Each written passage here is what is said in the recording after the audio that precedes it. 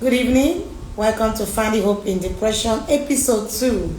Remember, we have a series running every April, Finding Hope in Depression. You're welcome to our live streaming today. Welcome to Message in a Mess with Joy. And we'll be running a series every April on Finding Hope in Depression. And evening. Okay, you're welcome. Good evening. Okay. We start exactly by 7. So I trust that your day went well. How was your day? Okay. Okay. So as we wait a little bit so that we can actually start exactly 7. But we can be doing some recap.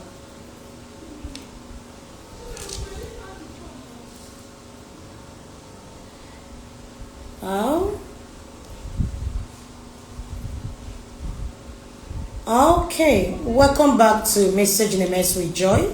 I'll be starting right away without wasting time because the recap on its own will take some time. And we're talking about finding hope. Good evening, you're welcome to the live stream. Finding hope in depression. Okay. We're talking about finding hope in depression, episode 2. Meaning that we'll be talking about depression, how to go through depression, ways out of it, and that's what we'll be looking at. But we said to ourselves last time that if the purpose of a thing is not known, abuse is inevitable. If you don't define what depression is, I'm doing a recap of what we did last Thursday, the first episode of the program. So if the purpose of a thing is not known, abuse, people abuses what they don't understand. Some people will be like, what exactly are they even talking about?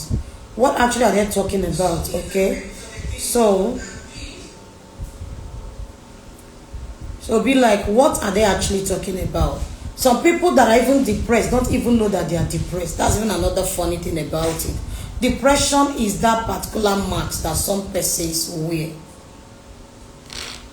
So depression is that particular this thing that so many people wear. Okay, so that's what so many people wear as a cloth.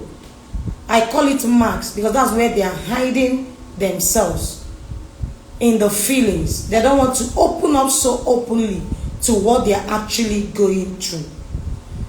Now, last week we were able to understand what depression is, what causes depression. That's where we mentioned, remember we said depression is a particular disorder that is characterized by low mood, lack of motivation and hopelessness. Some persons manifest it by losing motivation entirely. Some persons, as a result, you see people isolating. They used to move with a certain set of people. As for teenagers, you see them, they begin to withdraw from their friends, even at classes, in the classroom, while in study. Some of them begin to withdraw. So sometimes it's something you can detect by the symptoms that the victims exhibit. Because if it's the young people, they don't actually understand what they are going through per time. But they begin to manifest the symptoms of, what you call it, the emotional withdrawal. So some of them, as a result of so many things causing it, it could be parental neglect at home and a whole lot of emotional abuses that's happening at home, affecting the teen people. So if like you're a parent and you're listening to me, you should also be paying attention to the mood of your child, because children can be depressed, adults can be depressed, pastors can be depressed, leaders can be depressed, president can be depressed. Okay, so depression doesn't respect age, race, or whatever. So anybody can actually be depressed. But when you talk about depression, when people always sad persistently, begin to ask yourself, could it be something wrong? And we mentioned situational causes. These situational causes as a result of people losing the loved ones. You understand? When you just lost someone so dear to you, loss of a parent, loved one. So what would you tell the person at that time? So this person go into depression. If the person didn't talk to him or herself, you might experience some kind of depression and withdrawal that may affect your physical health. And that's why we talk about issues. Now, depression is a mental health. And if there is no mental health, there's no physical health. Life starts from the mind, the thoughts, the images of the mind. If the mind is healthy, the body will be healthy. So depression on its own is a mental health challenge. And when the health and the mind of someone is challenged, the health of the person actually will be challenged physically. And that's why we do a lot of things to make sure we create an awareness. So we talked about things that can actually cause it, and we mentioned the symptoms. So what you do for me is to quickly go back to our last week. All our live streaming are recorded on our page, or you can go straight to Message the Mess with Joy on our YouTube channel. So you will see the last week episode, so that YouTube will help you to follow suit from one to the second. Okay, so I will move to what we have now. This is 7 p.m. so I'm done with my recap. So today on Finding Hope to Depression, we'll be talking about the stigmatization. That's the biggest problem of mental health. This is one reason why people don't open up. This one is the reason why I stayed 3 years plus in depression, clinical depression, because actually it's not about what is wrong, it's about how people perceive it, and also how you personally perceive what you're going through. See, if you're talking about finding hope, before someone finds hope, the person will seek for hope. Because you can't, last week you talked about choice, because you have to take the decision that you want to heal. And that's why it becomes so hard when people call us as therapists. I have my child. Okay, I remember I got a call one of those days from Abuja, Nigeria, and the person said, my daughter has been depressed, she's 35 years. I don't know if you get me.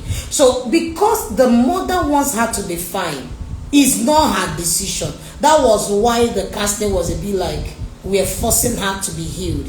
So, but when you meet people that deliberately they are seeking for healing, you will notice that whatever you give them, even in the counseling section, they are able to do it. Whatever you give them is something they are able to do. Why? Because it's something they are dying to get. It's something they are longing to get. So it starts by taking the decision that you actually need help. So you first take decision that you need that help. The second thing you do is you break the stigma that attached to it. I'll be explaining these stigmas, and it's very funny because I just experienced one aside yesterday with my client actually. So the reason why people don't get help, the reason why people don't sign in for what we help them. Let me give you, for instance, because I don't know how to teach like theoretical. So let me give you instance of someone who is at home, being a home, abusive home, and the husband beats her. I'm giving you an illustration. And this illustration, and this is an abusive home, but this person knows that living is the solution. But the stigma associated with being a single mother, being a single father, being this, even the church itself can even label you someone that is weak. So because of this stigmatization, that's the reason why people don't seek help openly. They prefer to die in silence. Another thing is the shame and the stigma. Two of them goes together. I don't want to feel the shame. People will say that I got married as if this divorcee. Yeah, that's what you've been thinking and you are dying. So tonight I'll be telling you what to focus on when you are seeking for help. When you want to break out of stigmatization, there is something to focus on. Now back to my story. How stigmatization dealt with my depression many years ago. When I was diagnosed of clinical depression, I remember my mom making a statement. She said, "You're always sick. And there is nothing really wrong with you because it's an emotional sickness. So because you're not taking physical drugs." But each time she walked, she see you moody. Each time she walks, she said, "I have headache because I'm always having heartache, headache, back pain," because these are physical symptoms of depression actually. So that's what I used to tell my clients. If I'm with somebody and you said, "I've been feeling some strange symptoms," I will tell you, go for test. If you go to run test and if you come back and the test is showing no malaria, no typhoid, all those things, there's an emotional problem somewhere. So that was my case then. So my mom made a statement, "You always sick." That statement broke me. I cried, I wept. I was weeping like, "Mommy, you don't even understand me." I was thinking you understand, but she can't understand. So maybe you are the sound of my voice. You're like, my husband doesn't understand, my friend doesn't understand, this is my party, this is this. They will not understand because they don't know what depression looks like. Okay? So they won't understand. So I was angry with my mom. They don't understand. The only person that understood there was my fiancé. And he understood because he's the one that follows me to doctors saying it, and he was seeing the symptoms magnified actually. Because he was trying to take me off from my mom, so that my mom will not actually understand what I was going through. Now, the worst stigmatization or shame I felt was actually seeking for help from a pastor. And I carried my problem when I finally decided to be going to church. I felt, oh yeah, Mama, you're welcome, ma. Oh, Mrs. Amara, thank you so much, Mama, for joining. Okay, so I felt like, who will understand me? I was dying, but nobody was paying attention. Even when you are trying to explain to them, they'll be like, get out, what is even depression? What is she talking about? I remember my cousin, I was discussing with her, and she said, I don't understand you, see, so what is she even talking about? Depression, what? You can confess your sin and be free. So these are different things that happen. I walk into the pastor's office. I said, this is my problem. This is what I'm going through, sir. Please help me. Do you know what the pastor said? Let's start by knowing what you've done in the past. And I was looking at this man. He ended up saying, oh, you need to go and walk yourself through. Come to church every day. And leave anything that is making you to sin against God in the secret. Stop it. It's sin that is causing it. And I came back. I was trying to, with all my zeal, to trace the sin. And I'm seeing the sinners, the people who has even murdered people. They are not even depressed. I don't know. So I was like, what is that saying? And that caged me more in depression. I don't know if you're a leader listening to me, a pastor, or minister, or whatever position you are as a parent. Understand that the more you speak some of these things to people, the more they break down. The more they break down. So pastors could not understand why the stigma surrounding mental health is something, the reason why we are promoting it and creating an awareness, advocating for it. Because people don't, yes, man, lack of knowledge is more destructive, man. Because that was why I became suicidal. Because by the time my loved ones were not understanding me, I now took decision to end it. Because these are the people that I needed for them to understand. And the more you try to relate to them, they will not even understand. It's after some time my mom understands. Even my mom now cancels people with depression.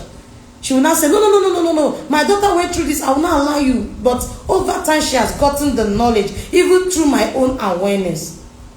Now, when we're talking about, when we're actually talking about the stigma, what actually is actually stigma?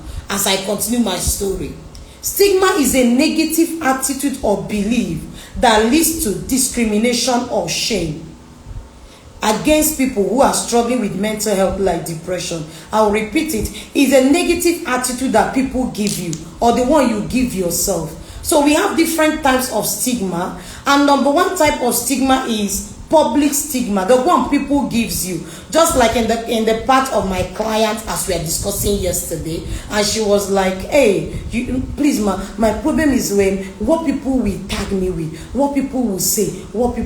And like the stigma, public stigma has killed so many people easily. But the question is, we are not talking about defining it. We're talking about how do you break free. Okay, imagine a scenario where you are thinking about what people will say. Haven't you heard about this particular phrase that whether you commit, people will talk. When you don't commit, people will talk. You look beautiful, they will tag you something. You look ugly, they say you are sick. If you sleep down quickly, you are sick. And you now add up, you are not taking care of yourself. There will be always what somebody will say. So if you have to live by the opinion of men, you will be more depressed than you can think. You will have more challenge in your health, you will not recover.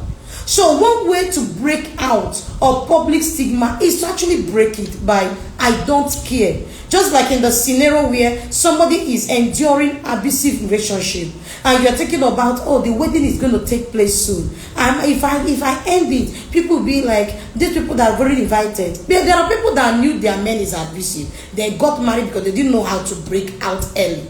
So, but if you are listening to me, break it now. Because the future, there's no future for it.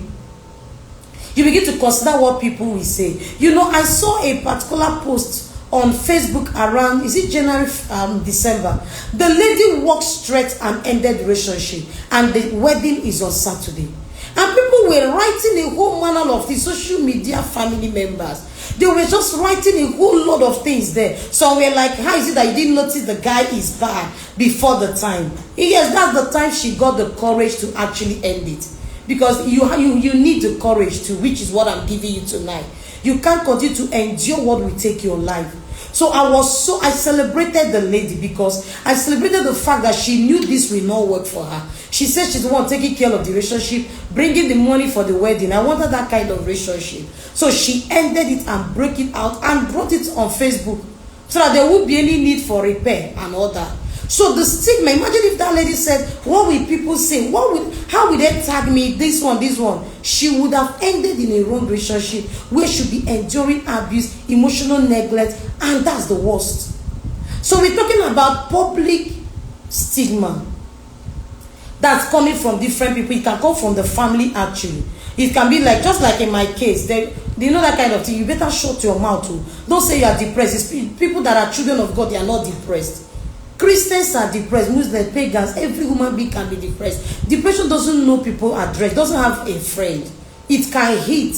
Because last week you did tell the reason what causes actually depression. So everything that causes depression can be situational, genetic. You see people always sad. They don't even know why. They have the money. You know, I saw somebody that have the money, but is totally depressed. It's genetic. And when we are trying to trace, we realize that the mom wasn't healed from traumatic experience of a child, so she carried it on. So at the relationship, she was transferring aggression, anger to the children. They grew like that. They are always angry, they're always fighting, there's no peace among them. So it can be genetic, and we mentioned, and it could be a brain disorder, and a whole lot of things can cause depression. Loss of a job, loss of a loved one, and somebody disappointed. When somebody will disappoint you that you least expected. And that's why I tell people, one of the ways to fight us, to not to be disappointed, is to reduce expectation. If I'm working with you and I'm with you, there's this particular thing I do. When I notice that I've started tracing attitude from you, I will bring down my expectation so that I don't break down because I'm in a relationship or because I love the person. So because that is the expectation that brings disappointment. So at this stage, we are trying to understand so much more. Remember, we're talking about finding hope in depression. But before we find hope, we must understand what depression is. That's what we did last week. Today, we are trying to take off the stigma that is surrounding depression and generally mental health. People can actually come to their teacher in class as a teenager to discuss their problem. Some of them will be ashamed of the teacher actually mocking her situation or his situation. And some teachers cannot open up to colleagues because the world is filled with people without empathy. It's filled with people without kindness. People are always quick to judge people's situation. Even them, they are also feeling something. We are talking about types of stigma, public stigma, and I'll move to what we call self-stigma. You've already told yourself, I think there is something wrong with me. That was my major problem then. So I was experiencing both the public stigma and the self one. Because when the people has already, there's a way they give you that attitude, you now hate yourself. So I came to myself, I said, I can't trace what is actually wrong with me. Every day my face is buying food, buying things. He spent money just to make sure that I'm smiling. Once I'm done eating what he got, I go back to my mood. So I said, I think there is something deep that is actually wrong with me. I never knew there was actually nothing special. So that self-stigma is one reason why people commit suicide. I'm telling you the truth. It's not necessarily the public own. Because sometimes the public will do something, but the self is strong. Is strong and resilient to be able to withstand what the public say. The worst enemy of a man is the self now. If the self has broken, if the self is speaking negative, who will now help each other? So that's the part where you are internalizing shame. And you are telling yourself there is something wrong with me. So there is nothing wrong with you. If you are depressed, going through any challenging situation as you are listening to me, nothing is wrong with you. You are not what? No, you are not your problem. No, that depression just came as a result of something. And just have this hope. That's why I'm bringing hope to you, that it will go. Do you know why I've been sharing my story with you? So that you will not think I'm just a lady that just came and just decided to get certified to become a therapist or whatever. No, I am someone who has gone through what is called emotional problem. I've gone through pain, tested pain, came out of pain. But I'm not discussing pain tonight. So as you follow Message in Immense with Joy, be hearing the stories that you will call me and was like, you survived all this. Yes, I did. But the what I'm discussing today is my story with depression. Why people don't open up. They won't open up because if they open up to the pastor or the leader or the boss or whatever it is, they will misunderstand them without actually paying attention to their feelings. So they decide to lock it up. So if it's dying, let me die inside. So, but there is hope for you. So stigmatization that surrounds mental health, according to research, over the past 20 years, they are looking for solution out of it. But why it's hard to get solution is the fact that human being has been structured to become a species that judges people. So it will be hard for you to live your life and you think, if you fail, I'm going to be mocked. Let them mock you, but find solution. So we're talking about faith stigmatization. Number 3 types of stigmatization. These are real Christians don't go through depression. Just like I told you. They told me, are you sure you're real? In fact, they gave me warning. And I came back home and I'm still trying. I was weeping over the word they told me. They sent me a message that just know that if you are really in Christ, you will not be depressed. Now, if that statement is true, what actually happened to Job? What happened to David? What happened to Elijah, a great man of God? He got to a time he ran away. Remember in my life section, I talk about psychological ways and faith-based. So when you are looking at the faith-based, don't be surprised. That's what I'm called to do on this station. If you don't want it, no problem. So my personal page is there for you to learn. But in the live streaming on Message in Immense with Hope is a ministry page. So I'll be sharing my story with people, why they find hope for whatever that they are going through. And I will share how God delivered me, what helped me. So tonight I'm talking about faith stigma. Faith stigma is very funny. This is the part that real Christian doesn't go through depression. And you see them die. You see a single lady. One of the things that causes depression among those that are truly in Christ, though, because there are many people going to church, they are not in Christ. So that what breaks them more is the fact that sometimes it's delayed to expectations. So somebody has been waiting for a miracle, it's not happening. A single lady, just like the lady that committed suicide in Nigeria last year, her own was that she parked her car beside a shopping mall at Abuja and wrote a note, called the elder sister. I wrote you a note on WhatsApp, check it. And she drank the substance and died in the car. What happened to her? She's a Christian. She's someone that is going to church. But at this time, she's just done that people are mocking her. You are 40-something plus, no husband. Are you sure you're not the cause of your problem? And now she's even related to the self-stigma. I think I'm the problem. That's why I don't know how to keep men. So these are the problem wrong with people naturally. Whether a Christian or not, people face challenges. It got to a time Job wanted to. The wife said, would you curse God? But the guy refused to be broken by the situation. Almost psalms are written by the words of an agony. What do you call it? Always weeping. God, deliver me from my enemies. Deliver me. That's the way people are praying daily today. God, deliver us from the enemies that wish us bad. That don't want to see us rise. They don't even want us to shine. So every time we are praying, so depression comes whenever you are challenged as a Christian. You just imagine me that is serving God on daily basis. And it's even from church I was going and I had a crack in my tummy. It's funny. And from having a crack, I will not talk about the story today. It's next time when I'll be talking about pain. I'll come in with those topic. So imagine me coming from church and you serve God. I even sang in choir, you know, that kind of thing. And I've served God, and on the way you have a crack, and from there it became a complication. It became something that is a medical verdict. It became something that led you to major surgery. And that's why when I look at people now, I'll be laughing, because I have seen death, fought death, and won the battle of death. So when I see people, or if I see If I even see you don't like me, you have a major problem, because you don't need to like me, because I just came from done I really got it, the value of death, and he rescued me from there. So I'm not living like every other person, because I'm living a testimony life. Every day I remember what God has done. That would be a story for another day. But imagine me now. Because of that pain, I can be more depressed, because I passed through depression before. But I held on to God. Do you understand? So we moved from stigma, which is negative, and all that. As I'm rounding up, I will pause to breathe. Then when I breathe, I will bring in, how do we actually find the hope we are looking for? So my break time, I will announce what we are doing here. All right, once again, welcome to Messaging Immense with Joy. My name is Joy Energy. I'm a certified mental health and addiction counselor, trauma recovery coach. I'm also teen and youth coach, a personal development coach. You can find that on my personal handle, Joy Energy. So I pause to give myself a break so that I will not run, so that you too can breathe. If you are writing, you can go ahead to jot it down. So that's who you're actually talking to.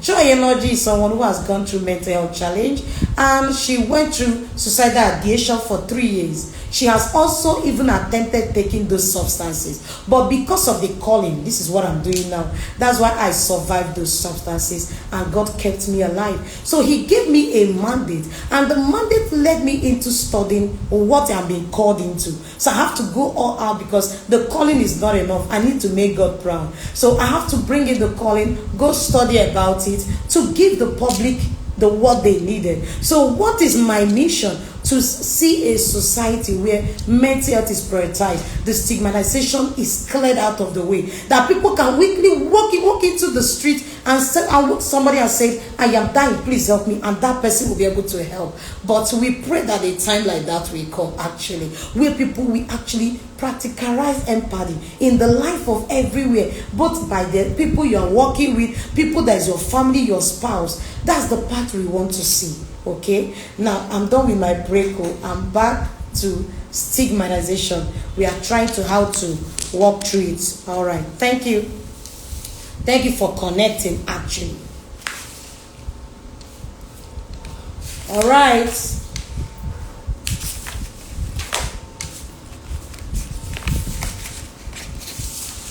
right, let me go straight to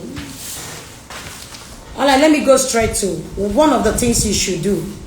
Now, number one way to break the stigma out, because I know some people don't want to talk about their problem because of fear of being judged. Now, this is the reason why people prefer to talk to therapists. Whoever you are comfortable with, as long as you open up, is my man. That's my consent tonight. Just make sure you open up. Who you are opening up to does not matter. Now, can you see the scenario? Because I'm talking about how to break out of the stigma of my problem. You can't be your problem. You are not. You are not what you are going through. You are not what has defined you. You are not what people has called you. I don't know the name they've given you. You are not it. You are not. So hear from Joy today. You are not what they have said. No, you are not. You are not the situation. No matter the situation, that too shall pass. Remember, I'm voice of hope. So mine is to give you the hope that you need. So one of the ways to break the stigma is to consider the consequences. The consequences of not speaking up. Speaking up or opening up is not weakness, it's strength. Supernatural kind of strength. Because I remember one day, I dressed up. I went to see another pastor. Glory be to God, I met someone. So when I came to him, I was like, I don't know what's wrong with me. And when I'm done, the pastor said, pause. And I paused. He was like, okay, let me break it down, Joy. This is what is wrong with you. I'm going to walk the road with you. And anytime I talk about him, I always mention his name. Because this is the man God actually used from the beginning to tell me the voices of your late brother you're hearing. Because that's almost like schizophrenia. Because I was hearing voices. The voices was so clear.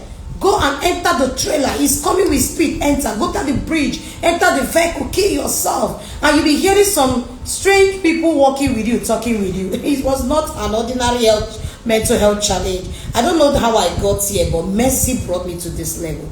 Now imagine if I said the pastor actually said something I don't like and I decide to end it. How would I find the help I'm seeking? So no matter what people have said, no matter how the society is, still open up. That's the main thing. How do you open up? Look at the consequences of not. Imagine the stories we've heard since the year began. Some persons beard abusive relationship and they ended up dead. You know, everybody knows the music, what do you call her? Gospel minister who is in the grave, husband in the prison, the wife in the grave, children we don't know. But imagine if she was able to open up. You will ask me, who do I open up to? Start by the people close to you. Okay, somebody asked me, one of my youth actually asked me, he said, "Ma, what do you do when you don't even have a best friend and you will be dying inside, you need to talk to someone?" I say, wow, if you don't have a friend, you will have someone passing on the street, but make sure you speak. I even just said, okay, give my number, you have me. Can you be a shoulder for people? Like, even as much as maybe you feel you are fine, you're strong, can you be someone a teenager can trust? Like, they can trust you to share their problem with you, so that you can actually help us to reduce the stigma that is happening. And we go for school talk campaign, we go for outreaches in schools, these secondary schools. When you go there, when you are done, you'll be broke, you come back, you can't be able to eat food. Why? Because of the pain of these young people. So don't tell me it's only for adults. The teenagers are going through this. Okay, why is it that you didn't open up to your teacher? The last time I tried talking to my teacher, he beat me on top of it. So he can't continue to open up. So I want to talk to my parents. That one says, shut up, you can't be depressed. You are not a child of the devil. And he locked up since he's not a child of the devil. So can we actually be a shoulder to people? Because when we're talking about breaking out of the stigma, you too have to be a shoulder. You have to be someone that someone can actually be able to run to. So that we can be able to reduce the stigmatization surrounding mental health such as depression. So another thing is, you know, said, consider the consequences of not opening up. Because the stigmatization we are talking about, what stops people from seeking help? Why is it that people don't seek help? Number one reason is fear of being judged, which is the stigma actually. Number two, the shame. If they walk out of a relationship that doesn't work, how will they survive? They end up dying in it. Another thing is that if I open up to my parents, would they think something is wrong with me? Another thing is that I think I'm the cause of the problem, what is happening to me.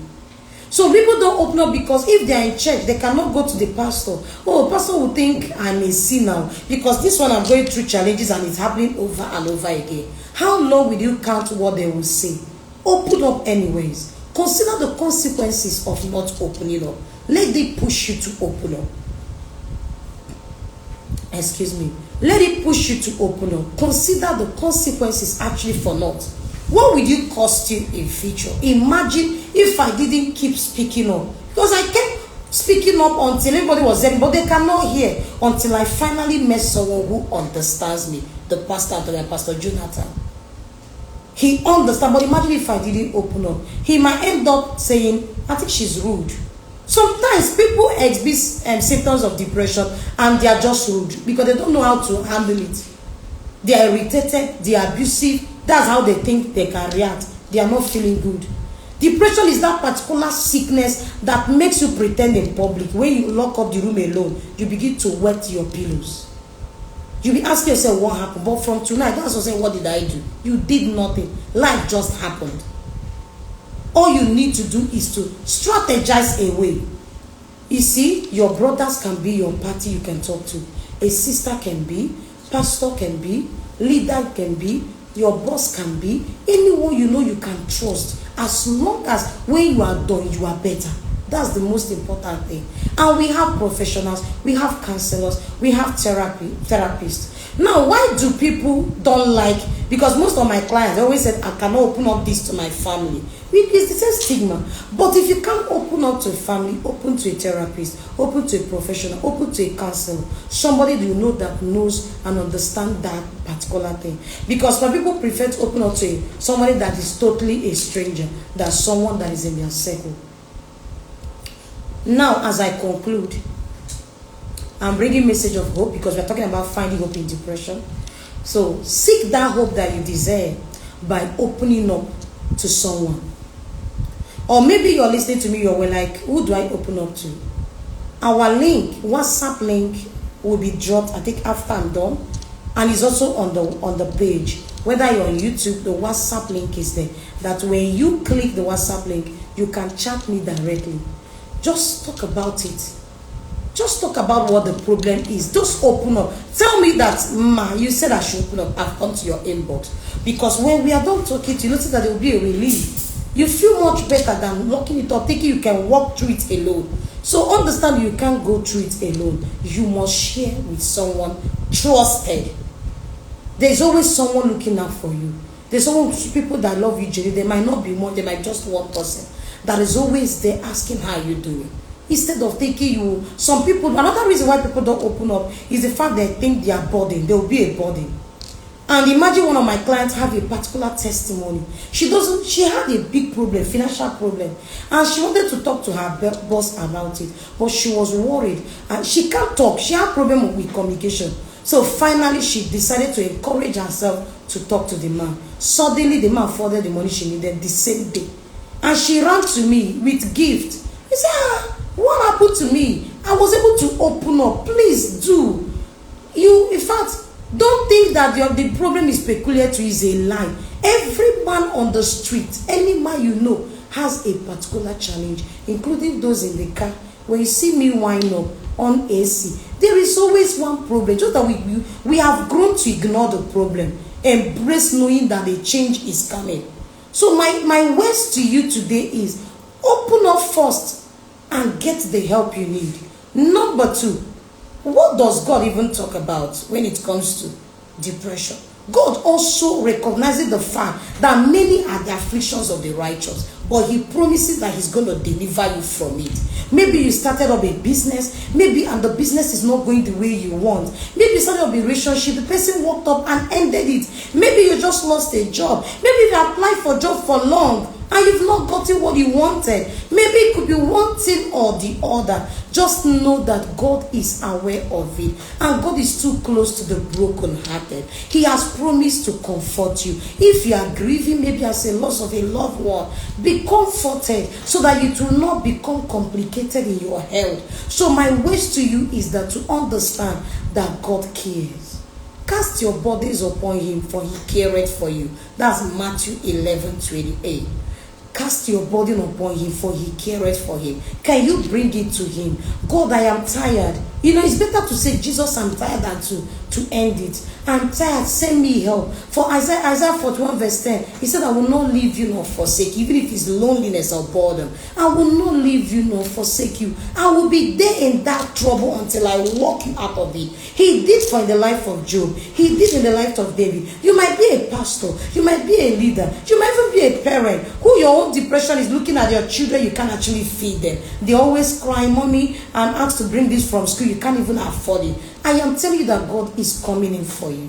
So please don't lose hope. Don't give up. You will notice that suddenly a miracle happens. I pray for that miracle happening for you. So, but the stigmatization must be teared in pieces. As I conclude, if you keep relying on what people think about you, the opinion of men, you will not be able to rise to fulfill destiny.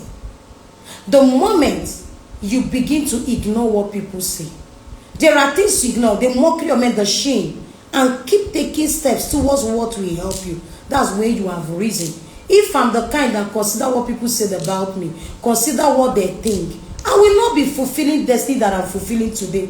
Because even no matter where you are done, people still gotta say something. So we can't continue like that.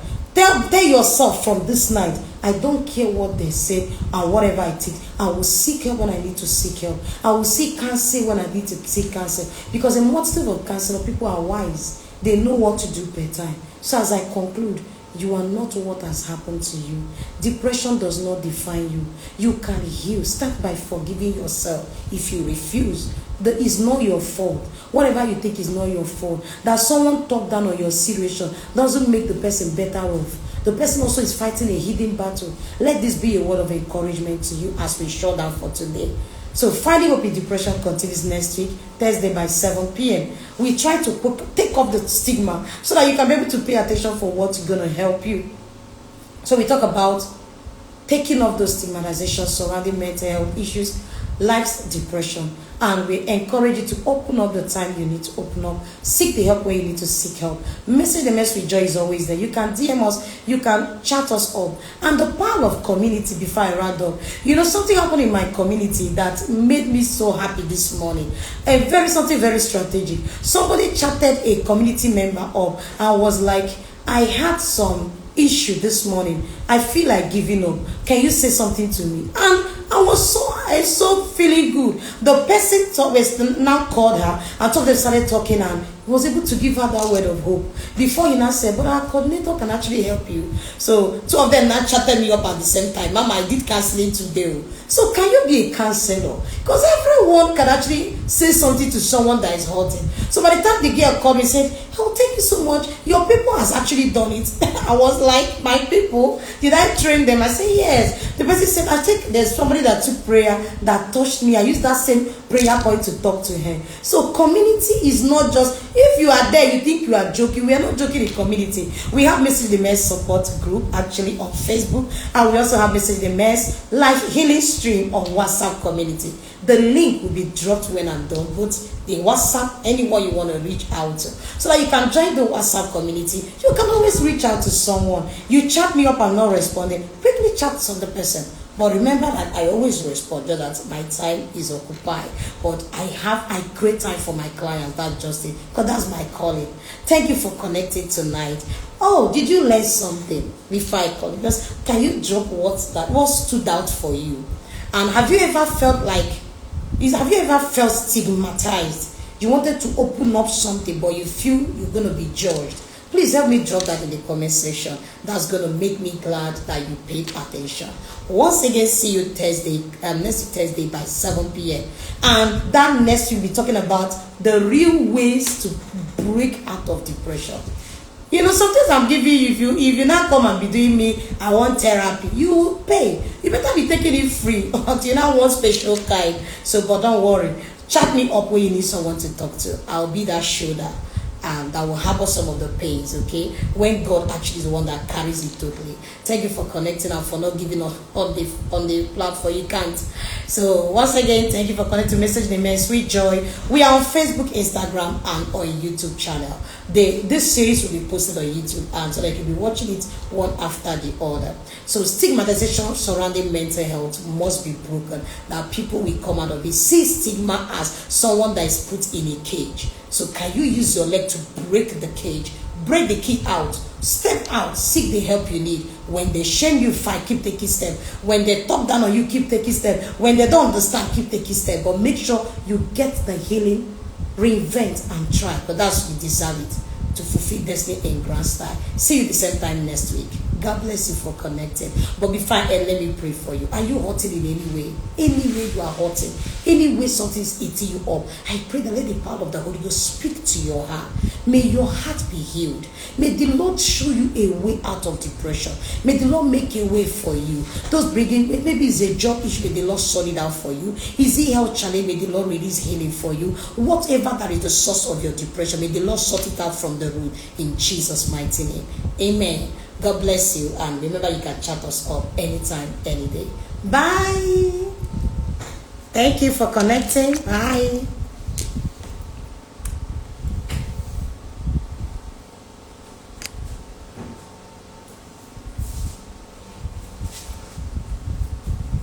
This thing will say end now, we end. You will be retained in Jesus' name.